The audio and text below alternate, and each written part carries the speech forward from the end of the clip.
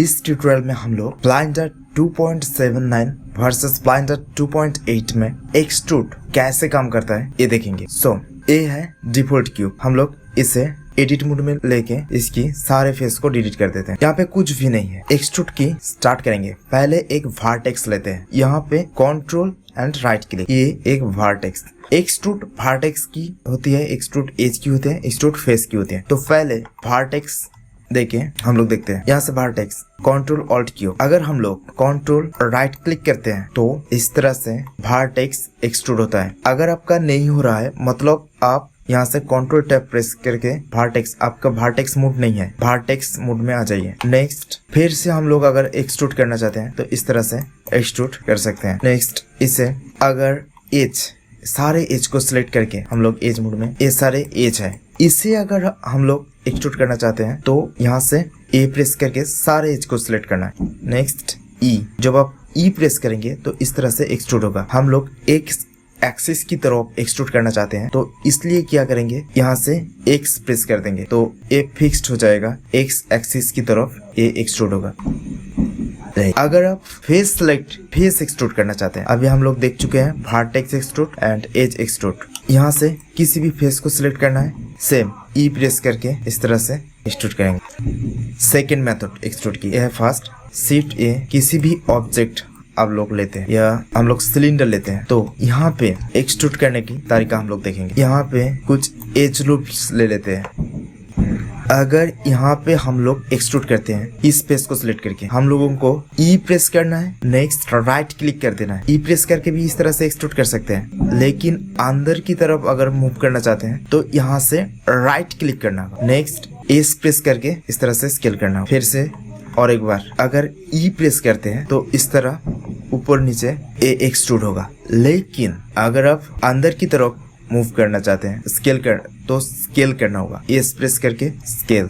इसके बाद और एक एक्सट्रूड दिखाएंगे जो बहुत ही इंपॉर्टेंट। यहाँ से सिलेंडर, हम लोग इस सिलेंडर को लेते हैं, नेक्स्ट जी प्रेस करके थोड़ा सा मूव करते हैं। इस फेस को सिलेक्ट करके हम लोग इसे एक्सट्रूड करते करते रोटेट करेंगे। कैसे, फर्स्ट कंट्रोल प्रेस करना है, राइट क्लिक। यहाँ से इस तरह की कोई सेव आकर आप क्रिएट करना चाहते हैं तो कितनी क्विक आप इस तरह की मॉडल क्रिएट कर सकते हैं। नेक्स्ट और एक टिप्स, हम लोग अगर किसी इस तरह की फेस बाहर की तरफ मूव करना चाहते हैं, अगर हम लोग इसकी प्रॉब्लम देखेंगे, ई प्रेस करेंगे तो इस तरह से एक्सट्रूड नहीं होगा। लेकिन आप अगर ऑल्ट ई प्रेस करते हैं, यहाँ से रीजियन वर्टेक्स नॉर्मल, मतलब इसकी जो नॉर्मल है, मैंने पहले ट्यूटोरियल में कहा था कि नॉर्मल चेक करने के लिए यहाँ पे ये ऑप्शन है, नॉर्मल चेक करने के लिए। फेस की जो नॉर्मल है आप इस तरह से देख पाओगे, इसकी नॉर्मल इस तरफ है, इसकी नॉर्मल इस तरफ है, इसकी नॉर्मल इस तरफ है। अगर इसे सिंपली एक्सट्रूड करना चाहेंगे तो इस तरह से एक्सट्रूड होता है, बहुत ही दिक्कत होता है। अगर